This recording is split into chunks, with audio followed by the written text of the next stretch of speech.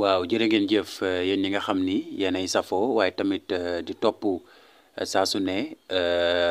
chaîne bi nga xam ne rek moom mooy Rewmi Net mbégte laay am ak contentement dikk ak yéen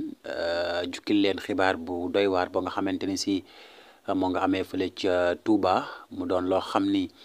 daal dinay secoué bu baax a baax ville sainte bu Touba muy ab benn grand-mère boo xamante ni rek dañ ko jàpp. mu doon jaay li nga xamante ni si moom mooy drogue maanaam moom ab dealeuse de drogue la mu nekk xibaar boo xam ni daal dinay choqué bu baax a baax askanum Touba képp ku yeewoo Touba daal di rek sampalaaj ndax mbir mi nu mu ñëwee kat dafa xaw a doy waar rawatina ci fi nga xamante ni si rek fa lañ ko daal di tegee loxo muy ville quotidienne muy ville religieuse du moins bi nga xam ni moom mooy Touba te ñu fay dicter rek ay loi quotidien mu doon benn histoire improbable boo xamante ne rek daal dinay secouer inquiétude ñi dëkkee fa li nga xam ne rek moom mooy Touba donc ba tey ci xibaar yi bu ñu sukkandikoo ci yéenekaay bi nga xam ne rek moom mooy Libération moom grand-mère boobu ay atam buñ ko xayma moo ngi toll rek ci 66 ans donc du xale ndax ko am 66 ans itam ñu fekk la ci lu ñeel wàllum deal ñeel wàllum drogue donc mu doy waar loo xamante ni si jamono ji may wax ak yéen moo doon loo xam ni moo gën a doon actualité rawatina fële nga xamante ni si moom mooy dëkk bu sell ba di Touba moom nag grand-mère boobu noonu ba tey ci yéenekaay bi di Libération moom elle se présentait comme une simple commerçante maanaam moom commerçante la jàppee woon boppam voilà loolu la doon présenté woo moom nag la ñu rek daal di jàpp lu ñeel wàllum trafic de chanvre indien mooy ni ma ko waxee léegi rek drogue bu takku la ñu fekk ci moom waaye tamit mu doon benn scénario boo xamante ni si moo ngi mel ni rek film yi nga xamante ni si moom ngeen di seetaan ci télé yi noonu lañ ko daal di décrire selon Libération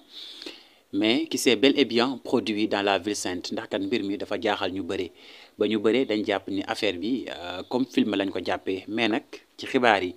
ak li nga xamante ni si jot nañ koo taataan mbir mi nag lu am la certes jaaxal na nit ñi rawatina fa nga xamante ni si fa la amee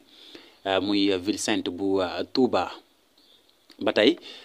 maman boobu elle est sous surveillance des Baye Fall voilà moom ginnaaw buñ ko rek daal di tegee loxo daal di ko identifier moom nag turam yaay booy boobule mu ngi tudd M Njong moom mu ngi dëkk fële nga xamante ni si moom mooy quartier bu ñuy wax Guédé moom fa la grand-mère dealeuse de drogue boobu noonu ay atam toll si 66 ans qui se présentait comme une simple commerçante moom M Njong mu ngi dëkk ci quartier ba nga xamante ni si moom la ñuy wax Guédé waaye tamit échappé wul li nga xamante ni si moom mooy kuréel sàmm war may Touba mooy ñi nga xamante ni si rek nee naa leen saa su ne rek ñoom ñooy dugg ci dëkk bi di xool règlement yi nga xamante ni si teg nañ ko ndax askan wi dëppoo nañoo ak moom wala dañoo rek daal di waroo ak moom moo tax saa su ne dañuy amal li nga xamante ni si moom la ñuy def daal di dugg ci marché yi waaye tamit dugg ci dëkk bi xool askan wi ndax ñu ngi jëfee réalité wala ñu ngi jëfee charte yi nga xamante ni si tëral na ko fii ci dëkk bu sell bi di Touba muy kuréel sàmm war may Touba mu nekk benn structure communautaire boo xamante ni si Baye Fall yi ñoom ñoo ko diriger voilà ngir rek mën a traquer maanaam jàpp ñi nga xamante ni si ñoom dañoo yor ay comportements jugés défiants maanaam comportement yoo xamante ni si dafa waroo ak réalité yi nga xam ni moom la ñu teg ci dëkk bu sell bi lee di Touba.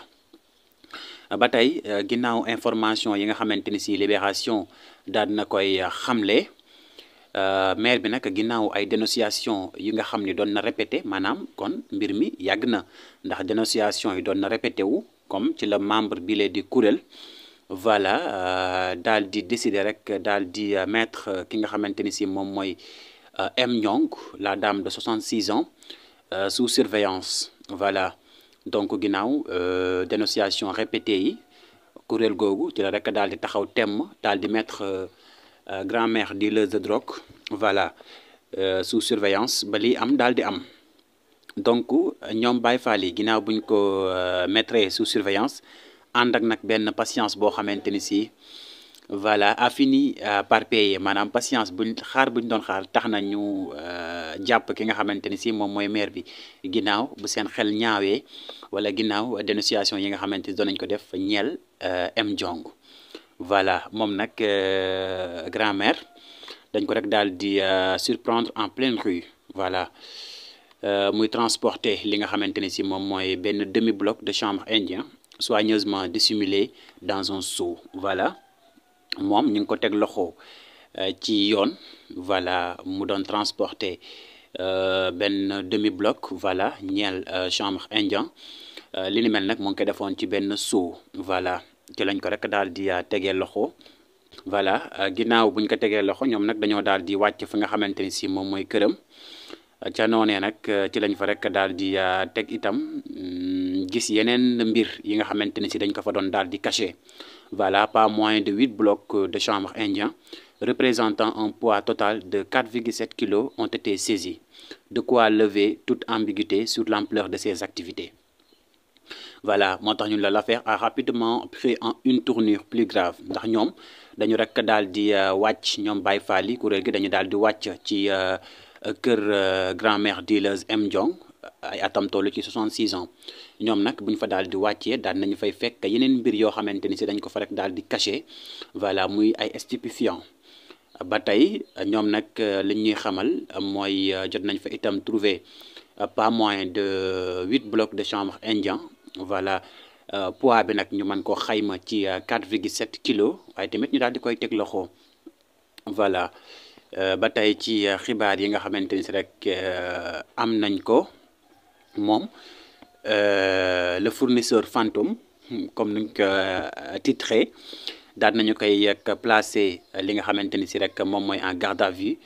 fële nga xam ne moom mooy commissariat spécial bu Touba moom grand-mère dealeuse de drogue M Diong moom nag doon na tenté wu ngir justifié wu voilà daal di désigner benn tur boo xamante ni si c'est un peu mystérieux du nom de Ousseynou moom lu mu xamle mooy c'est Ousseynou qui lui aurait remis la marchandise voilà mu doon ay justification yoo xamante ni si M Diong